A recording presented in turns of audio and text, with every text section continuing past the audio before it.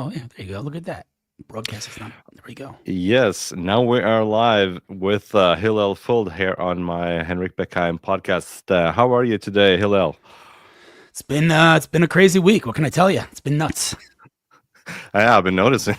Oh my God, we're going to dive right into it. But for my audience, my podcast is based in Oslo, Norway. I thought we'd introduce you a little bit. You're well known in the United States and everywhere. But to my audience, you're an American Israeli technology business advisor. You're a blogger and a vlogger. And perhaps, yeah, you'd like to fill in a little bit yourself also, who you are and what you're doing. Sure. Originally from the United States, from New York. I live in Israel for 30 years. And over the last 15 years or so, I've been working in the tech ecosystem, which I'm sure many of your viewers and listeners are familiar with. Israel is a leading technology player. And so I've been fortunate to kind of position myself right in the middle of all that excitement. And it's been amazing. That all changed, obviously, on October 7th, where I basically completely pivoted all of my resources to Israel advocacy, fighting for Israel online. And that's really what I've been doing since October 7th. It's been very gratifying, billions of views and thousands of people who've told me they changed their mind, which is mind-boggling to me. But that's what I'm doing, just fighting for Israel online and trying to spread the truth, which is, of course, less popular than the lies of our enemies. Yeah, definitely. We have something in common there. I have a similar story also. I'm trying to do the same here in Oslo, Norway, where also the environment for being Jewish is also insane with the anti-Semitism levels rising and the anti-Israel narrative being omnipresent everywhere. So we're in this fight together at the same time. And I thought we'd talk about lately what has been happening to you, which has made headlines everywhere in the world. You're actually being barred from entering Australia. Why in the heavens and on earth? Why are you barred from entering Australia? First of all, I'm very proud. I added it to my I added it to my Twitter bio. It's like, wow, I'm barred from a continent.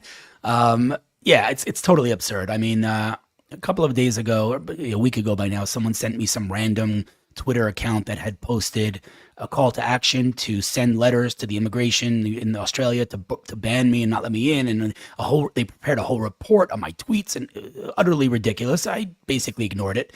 Friday morning, I was getting a haircut, like my haircut, and Yeah. and I got an email from the government telling me that my visa has been revoked and that I'm no longer allowed into the country for 3 years.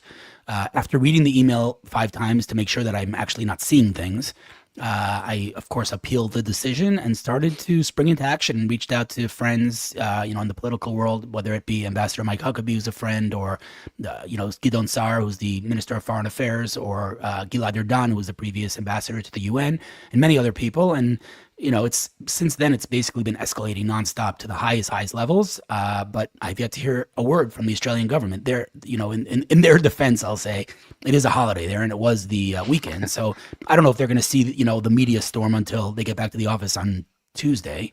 But then it'll be too late because my flight was on Tuesday, or it will be on Tuesday, so it's not going to happen.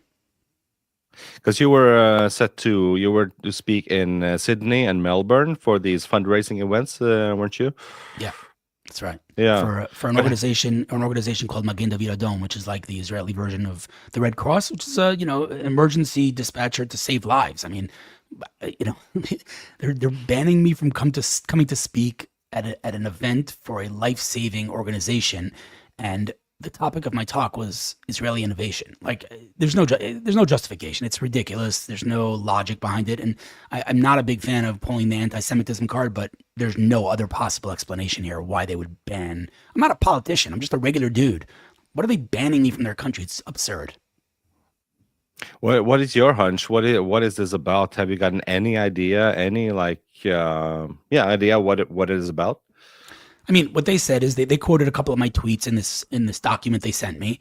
For example, they said that last week I tweeted that there was no massacre in the humanitarian zone of Gaza, which now we know confirmed was not a massacre.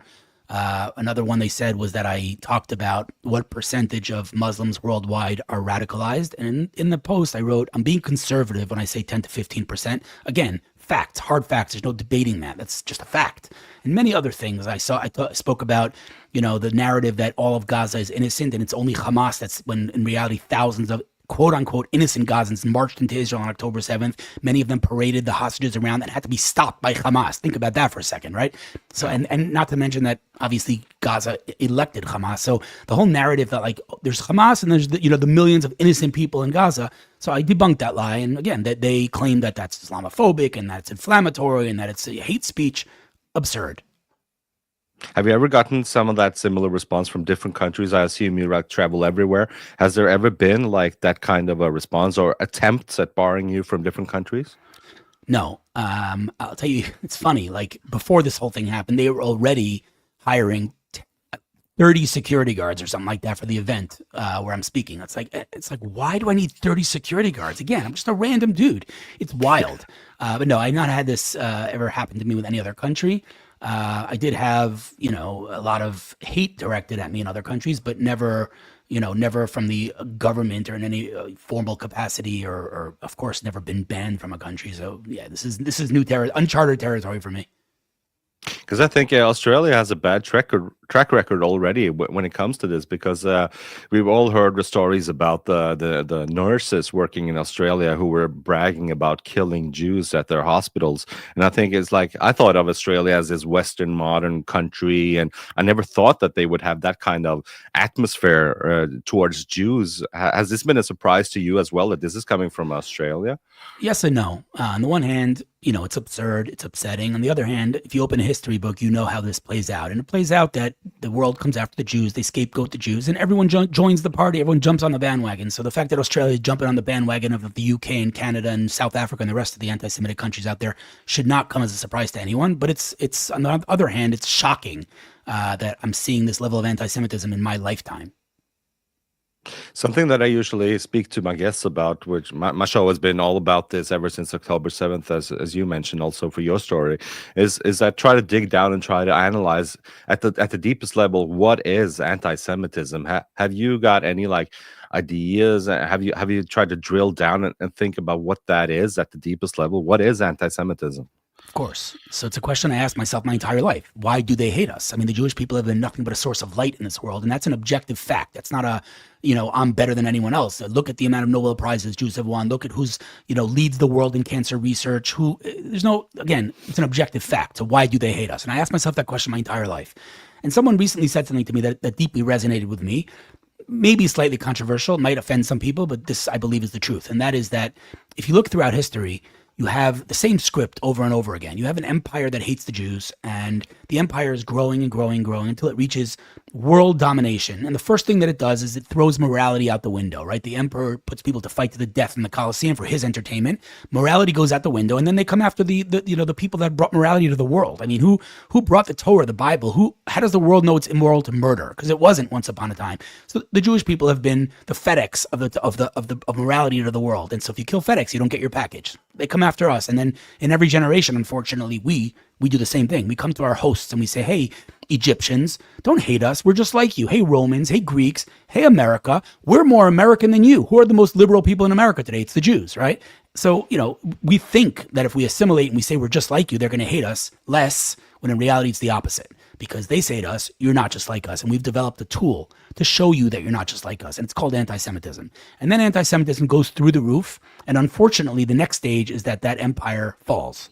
So we're basically at the last stage of Western civilization right now. And if history is any indication, the next step is unfortunately Western civilization falling. I hope I'm wrong. Nothing would make me happier. But again, that's what history has shown us. And someone said if learning from history has taught us anything, it's that we don't learn from history. If you want to know what's about to happen, open a history book. I thought that we were done with anti-Semitism after the Second World War. I thought that somehow I was naive enough to think that 6 million dead Jews was enough for the world to learn. I guess I was wrong. Yeah, no, you have to understand, like, anybody who tries to rationalize, I mean, I know that I just tried to rationalize it, but it really, it just makes no sense. It takes on a new face in every generation. There is no logic here. It's just pure Jew hatred that's built into the universe, into the DNA of the universe. It really is. There's no, on October 7th, I said to myself, they live streamed the atrocities. I said to myself, there's no way, like no hypothetical scenario in which the world doesn't stand with Israel after what Hamas did. It was clear to me. I was like, if there's any silver lining, that's it. That support for Israel lasted about a day, right? So after October 7th, you would think people would love us more, not hate us more. It doesn't make any sense. This whole war makes no sense. How important is Israel to you? How important is oxygen to you? Yeah, exactly. No, but it's an important question because people like to differentiate Yeah, between Judaism and Israel as if like it I doesn't know. say Zion, Zion, thousands of times in our scripture and in our prayers, as if you can like Jews but not believe that they deserve a safe haven and a home in their eternal homeland. If you're anti-Zionism, if you're against the movement to bring Jews back home, then you're anti-Jewish. There's no, you can't, that differentiation as if it's two different things, it's artificial and it's just bogus. It's ridiculous. They're one and the same. What's the atmosphere in the U.S. right now? Do you live in the U.S. For the time being? Thank the Lord I live in Israel. You live in Israel now, full Yeah. time. Yeah, yeah, Yeah. yeah. Because I assume you travel to the U.S. a lot still, but do you get a sense of what the atmosphere is like there? Does people still support the Jews in like certain areas? I assume like in New York or the places where there are the largest gatherings of Jews, or what's your take on it? So I was just there a couple of weeks ago, and before, listen, I don't want to throw anyone under the bus or talk badly about American Jewry. A lot of my closest friends and family live there, and no judgment here. But it's shocking to me. It really is shocking to me because what has to happen for people to realize they are no longer safe there? I mean, I say to my friends a very simple thing. I say, if I told you 10 years ago that in 10 years from now, there are going to be anti-Semites in Congress, academic institutions are not going to let Jews walk around freely, Jews are going to be harassed on the streets. The world leading rapper is going to come out with a song called Heil Hitler. Jews are going to be burned alive in the streets of the United States of America. You would have said to me, there is no way that's going to happen in the United States of America. And if that does, you would have said to me, I'm out of there. And here we are. All of those things happened and they continue to happen. And everyone's just sticking their head in the sand as if it doesn't affect them. And you know what? People say, oh, it doesn't affect me. What do you mean it doesn't affect you? Like, drive 5 seconds in your car and you'll bump into, they're everywhere, right? And so even if a person wasn't individually, personally affected yet, since when do you make, life decisions based on, oh, it hasn't affected me? What are you waiting for? You're waiting for it, what, to be murdered? Like, look around you, look at the data, look at the numbers. They don't lie. Hundreds of percentages of increase in anti-Semitic attacks. I mean, Jews are 0.25 of the population and 70% of hate crimes against religion. It's absurd. And still, my friends in the States, it doesn't affect me. I don't really know, what do you say to that? Because I say, if I put a gun to your head and I said, get on a plane, or I'm pulling the trigger, you'd be on a plane. So that must mean that you don't think that what's happening today constitutes a gun. So what does? What has to happen? I don't know. Do you feel like the government and the authorities in the United States are taking this seriously enough? No. No, but I don't. I've learned enough times throughout history. We don't have to depend on foreign governments. It never works out well, and that is exactly why Jews need to come back to Israel. Because yes, we had October 7th. Yes, we have a war. I'm not denying that or belittling that. But here we have an army whose mission it is to defend me. And yes, that mission failed on October 7th. But that doesn't mean there's no mission. There is a mission, and there's an army dedicated to my safety. Who's protecting Jews over there? No one. We see this day in, day out. Police just stand there on the side as people chant genocide and, intifada, globalize the intifada. They're calling for the murder of Jews. And these cops are standing there. It's insane. It's no other word. It's insane. So, I speak to my friends and I say, I don't know what you're waiting for, but at least if you can't leave now, make a plan. Have an exit plan. Do you think a lot of Jews are suffering from the boiling frog phenomenon, where they don't know that they're in water that is slowly heating? That's really interesting. I actually just read, Adam Grant, the author, Adam Grant, Give and Take. Anyway, I just read one of his books. He said something fascinating. He said that's actually an urban legend. Like, that's actually not true. Yeah. Like actually scientifically, that's not true. Like, if you put a frog in boiling hot water that's slowly boiling, it will jump out when it's uncomfortable. But if you throw it into boiling water, it will die. Anyway, he went on and on about it, but that's just a funny anecdote. But 100%. I mean, they're sitting there and things are getting progressively worse by the day, and they're just like, sticking my head in the sand. But this is not something that's unique to our generation, right? Why did 80% of the Israelites in Egypt, after 210 years of backbreaking slavery, decide to stay back? Why did the German Jews stay back? I mean, when Hitler was just speaking rhetoric, that's one thing. But when they legislated the Nuremberg laws, what did they think was going to happen? And I never had an answer to that question my entire life. I was like, I don't understand how they didn't read the writing on the wall. And now I do. Now I understand it, because now there's no writing on the wall. Now the wall is covered in writing, and it's like, hello, you were coming after you Jews. And we're like, it doesn't affect me. It's absurd. it's painful to see, but I don't know, when a person perceives reality in such a skewed way, what do you even say to that? What do you think that is? Is it denial? Because you would think that anti-Semitism and that whole atmosphere towards Jews is so bad, it's so terrible. If that was real, that you'd rather just choose to deny it for yourself. Like it can't be real. It cannot be real. Like what we're seeing. It could be. And by the way, I'll tell you, this is like a tactic when you in general, like you don't want to do something, you justify, you make justifications, right? And this is what I'm saying. People say, what if we all come to Israel, we'll be an easy target? What, I'm going to run away from America? I got to stay here and fight. It's like, dude, like if you had spoken to my grandmother in 1935, would you have said to her, stay and fight? Or would you have said, get the hell out? Like, what? Oh, we're going to be an easy target. Yeah, you'll be an easy target, and we have the strongest army in the world defending you here. Like, the excuses, they never end. And I want to say again, this isn't from a place of judgment. Like, I want them to come home because I want them to come home for me, and I think we need them and they need us, and that's the reality. I'm not judging anyone. I understand that it's not so simple to pick up and leave and go to another country. I get that. So again, the way I heard a friend of mine say it is, American Jews are on a business trip. Right? When you're on a business trip, you got a nice car, you stay in a nice hotel, you're living it up, but you're on a business trip. Don't forget that you're going home, right? And this is where we're at right now. American Jewry, not only Americans, Jews around the world, forgot that they're on a business trip, and they somehow convinced themselves that they're home, which they're not. And God's making that abundantly clear to them in every conceivable way. Israel's an amazing place to live now. Anti-Semitism's through the roof. You can come here and not lower your quality of life. There's really no real justification for anyone not to come to Israel. Again, with the little asterisk, and this is important, that it's not so easy to pick up and leave. People have circumstances. I get that. So again, have an exit plan.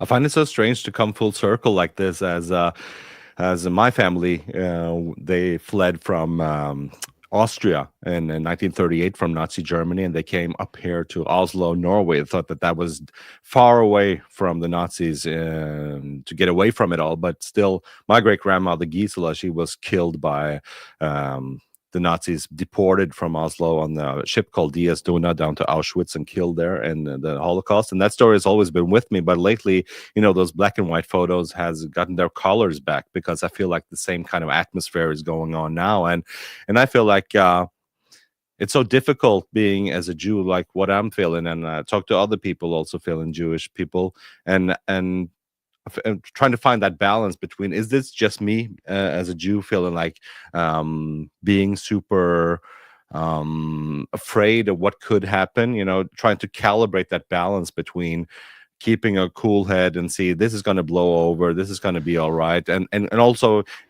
to that furthest point of being like, oh my God, we got to think 5 steps ahead, we got to think 10 steps ahead, and trying to find that calibrating in between those two other extremes. Yeah, it's a crazy situation that I never expected to see in my entire lifetime, and it's not getting any better. That's another thing. People are like, yeah, this isn't Nazi Germany. You're right, it's not. Let me tell you something. I was always the person to say nothing can be compared to the Holocaust. Don't use the Holocaust to make your political point or any other point. Don't use the Holocaust. That was my opinion always. But now we're talking about Hamas, right? Oh, they're not Nazis. Are you kidding me? The Nazis drank themselves to sleep out of shame. Hamas live streamed it. There were Germans who saved Jews. The Gazans were offered millions of dollars to save the hostages. Not one gave over information. So I'm not I'm not a big fan of saying that, they're worse than the Nazis. It doesn't matter. The reality is we're dealing with a crazy situation. And those that say, oh, this isn't Nazi Germany in America, America's not Nazi Germany. Correct. America's not Nazi Germany. But if you look at everything that happened that led up to the Holocaust, it's all happened. It's all happened. It started with academic institution. It's happening. So I don't want to say there are going to be concentration camps in America. Of course there won't. But we also shouldn't wait around to see what will happen, because it's not going to get any better.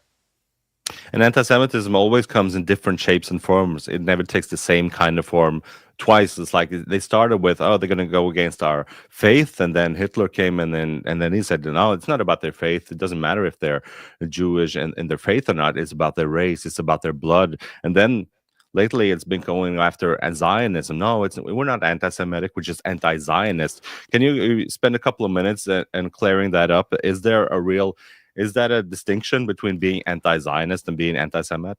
So just to address your first thing, I actually spoke in Israel's parliament about this. They hated us when we weren't white enough. in the Holocaust, and now they hate us because we're white colonialists. They hated us when we were rich. They hated us when we were poor. They hated us when we were stateless, and now they hate us when we have a state. They said, get out of Europe and go to Palestine. Now they're saying, get out of Palestine, go to Europe, right? So let's not pretend that, it's just anti-Semitism is built into the DNA of the universe. It always was and always will be. And that's why we need Israel, right? People say the conflict, or I should say that the anti-Semitism is a result of the state of Israel. No. The state of Israel is a result of the anti-Semitism. Not really. I mean, we deserve Israel for many other reasons, but it's one of the reasons that we need the state of Israel, because we see what happens when we depend on foreign governments. So that's an important point. But again, anti-Zionism and anti-Semitism, it's such a ridiculous statement. I mean, no matter how you want to look at this, you want to look at Jewish scripture, Jewish prayers. Jews have prayed to Jerusalem for thousands of years. Wherever they were in the world, they faced Jerusalem, right? The word Zion and Zion throughout our prayers, throughout our scripture, Yerushalayim, it's all over the place. It's saying, I'm not anti-Semitic, I'm only anti-Zionist. It's like saying, I'm not anti-Christian, I'm only anti-Jesus. Like, what? Like, Israel is core to Judaism. You cannot separate those things. And so if you're, from a theological perspective, if you're anti-Zionist, theologically, you are anti-Jewish. But it's not only theologically, politically, diplomatically. After World War II, you're going to tell me that the Jews don't deserve a state when there's 50-something Muslim states and who knows how many Christian states? The Jewish people don't deserve one? That's too much for you? How do you justify that without being an anti-Semite? So, this whole we're not anti-Semitic, only anti-Zionist is absurd. It's a ridiculous statement. And honestly, anyone who says that is at best ignorant and at worst a lot worse than that. Could we also spend a few minutes clearing up these slogans that people are running around chanting, thinking maybe, like in best case scenario, they're thinking that they're saying something good, and worst case, they know exactly what they're saying. Like this beautiful couple a couple of weeks ago who were gunned down in Washington, D.C. outside the Jewish Museum, Yaron Lachinsky and Sarah Milgram. They were killed by this guy yelling, "Free, free Palestine." Also, after he emptied his whole clip into Sarah Milgram and killed her, he was chanting proudly, "Free, free Palestine." What does that slogan actually mean, "Free Palestine"? Oh man, I don't know if you want to go there, but listen, if we want to really take a little bit of a deeper look at the entire narrative of our enemies, you don't have to be a historian or a Middle East expert to realize that not only do they lie, but they contradict themselves, right? What was the narrative before October 7th? Gaza's an open-air prison. Oh my God, it's an open-air prison. And now Gaza was paradise. Which one is it? If it was an open-air prison and life in Gaza is so bad, then why don't you accept the millions of dollars that are being offered to you to give us some intel on these hostages and get the heck out of there, because we're gonna help you leave. Why do you want to leave? And here's another thing, right? They're refugees. Wait, hold on one second. Is Gaza your home or is it not your home? If it's not your home, then what do you care to leave? And if it is your home, you can't be a refugee in your own home. And what is globalize the Intifada? That's literally calling for global violence against Jews. And the same people saying that are the same people saying ceasefire now. What? Those things they cannot coexist, right?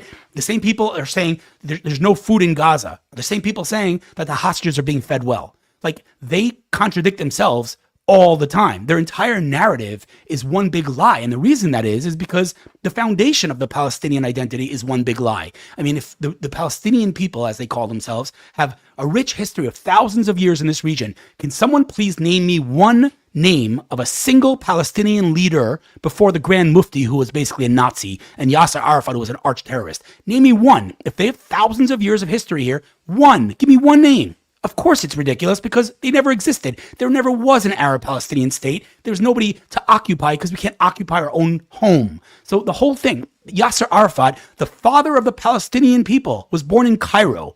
Like, what are you even saying? The whole thing's ridiculous. He founded the Palestinian Liberation Organization in 1964. What exactly was he liberating? There was no occupation then. What was he liberating? Why don't you read his charter? He says what he was liberating, every inch of Israel. And if the whole narrative is, look, Israel's oppressing the Palestinians and that's why they're attacking, so then before the quote-unquote occupation, there should have been no terror. Why were Arabs massacring Jews in 1929 in Hebron? Not only was there no occupation, there was no state of Israel.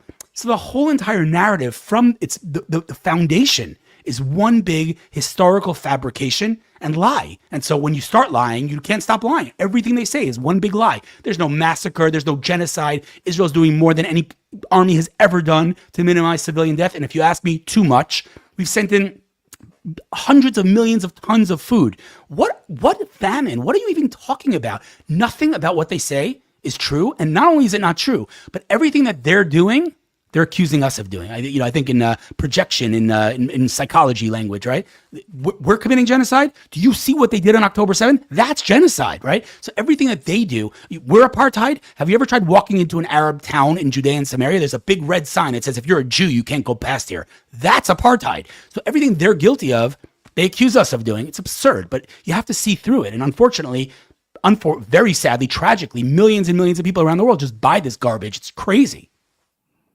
Yeah, I just had Natasha Hausdorff on the podcast as well. She was here in Norway, and she was actually debating Amnesty International, who is just a joke because they're saying like, in Israel, we've concluded that Israel in our 300-page report that they are committing genocide.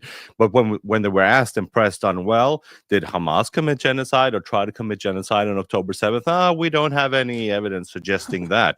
You know what? I got to be honest with you. The first 6 months of the war, I was banging my head in the wall every day. Like, how do these people not see the truth? But then I realized, you know what?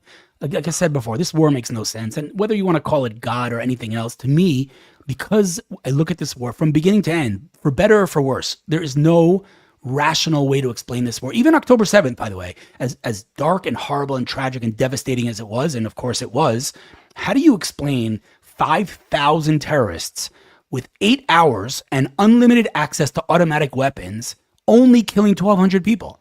Just think about that. 5,000 terrorists. Each one of them just killed one person. 5,000 dead. If each one of them killed 2 people, and they're spraying bullets in all directions, we should have 150,000 casualties, not 1,200. Which, again, I don't want to be misunderstood. 1,200 is a terrible, terrible tragedy. It's 1,200 worlds. But also, there should have been not 1,200, but 120,000, casualties that day. And we talk about the Iron Dome. The Iron Dome is a technological wonder. It's a modern day clouds of glory. I mean, it's a wild thing. No one thought that was a possible thing to build, to intercept and detonate rockets midair. And then we have the David Sling and we have the Arrow. And these 3 systems, each and every one of them, independent of the other, is a miracle. But they never were meant to work together. And those 2 nights that Iran attacked Israel, they worked together to perfection. These are open miracles happening. We just have to open our eyes to see them. Yeah, well, we're going towards the end now, but I was wondering if you have a comment on what's going on with the Greta Thunberg and her selfie yacht and everything, all that commotion that's going on over there. So I don't even, honestly, she's getting too much attention. She doesn't even deserve our attention. She's, whatever. I'm not going to diagnose her. I'm not a psychologist, but there's something very, very wrong with that girl. Like, very wrong with her. And what did they think was going to happen? I mean, again, if you had asked me, Israel was too nice. But it's absurd. It's a joke, and it's just a publicity stunt. And I don't think anyone takes her seriously at this point. And also, I think it's what's more interesting is not what she was doing, but how the world media is reacting to it, how the world is reacting to that kind of stuff. And she was bringing 100 kilos of food and trying to save Gaza or something, and not mentioning how much Israel is actually brought into Gaza. Of course, no Western media is putting attention on that, because that would skew their narrative of Israel being the great demon in this. She says, we were intercepted and kidnapped. Really? Kidnapped? Really? It's like, again, honestly, it bothers me that we're even talking about her. She doesn't deserve our attention. She's a complete lunatic, and I'm being nice. Yeah, me too. I hope that we will get to see what's going on lately or later on with Australia, and that I hope that you will get access into it. And I bet you will keep us updated on that whole situation. And I know that you're going to a big event now, but I thank you so much for your time, Hillel, and thank you to everybody who's been watching now. Almost 2,000 people has been watching live while we were speaking right now. So I thank to everybody who's been paying attention to this, and thank you for your time, Hillel, and for your work and everything you're doing for Jews around the world. Thank you, my friend. Thank you, and bye.